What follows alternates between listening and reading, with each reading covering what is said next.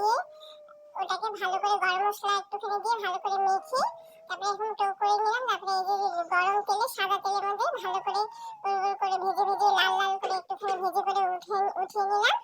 তারপরে আমি আদা রসুন পেঁয়াজ তারপর জিরে ধনে এগুলো সব বেটে রেখেছিলাম।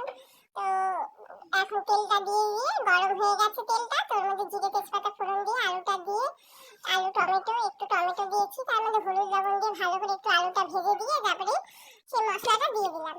তো মশলাটা ভালো করে ভাজা ভাজা করে নিয়ে তার মধ্যে একটুখানি জল দিয়ে জলটা একটু যখন ফুটে আসবে তখন এই